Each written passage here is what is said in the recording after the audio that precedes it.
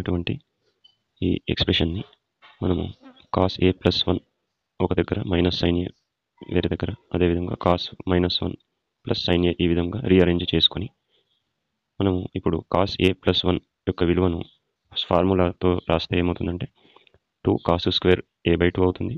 ఇది వచ్చేసి cos A -1కి కూడా ఒక ఫార్ములా ఉంది, అది -2 సైన్ స్క్వేర్ a/2.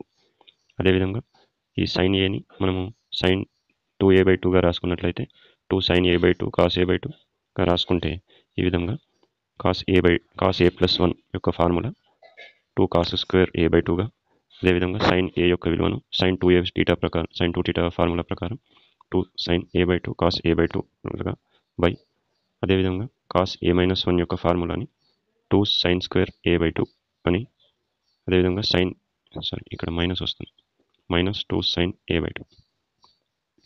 అదేవిధంగా సైన్ ఏ యొక్క ఫార్ములాని ప్లస్ 2 సైన్ a/2 కాస్ a/2గా రాసుకుంటాం. ఇప్పుడు ఇస్తే ఈ విధంగా 2 కాస్ a/2 లవం నుండి కామన్ తీసినప్పుడు ఇక్కడ 2 వెళ్ళిపోయింది, కాస్ వెళ్ళిపోయింది, కాబట్టి కాస్ a/2 మిగిలింది. ఇక్కడ కూడా 2 కాస్ పోగా సైన్ a/2 మిగిలింది. ఇప్పుడు అదేవిధంగా హారంలో 2 సైన్ a/2 రెండు పదాలలో ఉంది, దాన్ని కూడా మనం ఈ విధంగా కామన్ తీసినట్లయితే ఇప్పుడు ఇక్కడ సైన్ a/2 మిగులుతుంది ప్లస్ కాస్ a/2 మిగులుతుంది.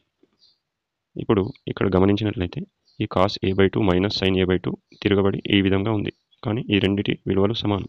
ఇక్కడ కాస్ మైనస్ సైన్ ఉంది, ఇక్కడ మైనస్ సైన్ కాస్ ఉంది, కాబట్టి మనం వీళ్ళిద్దరిని క్యాన్సిల్ చేయవచ్చు. కాబట్టి అదేవిధంగా 2 అని వీటిని కూడా క్యాన్సిల్ చేస్తే మనకు ఈ విధంగా cos a/2 by sine a/2 మిగులుతుంది. ఇప్పుడు cos a/2 by sine a/2 యొక్క విలువ ఏమవుతుంది? కాస్ బై సైన్ కాట్, కాబట్టి కాట్ a/2 అనేది వస్తుంది. ఇదే మనకు కావాల్సిన ఆన్సర్, కాబట్టి ఆప్షన్ 3 అనేది సరైన సమాధానం అవుతుంది.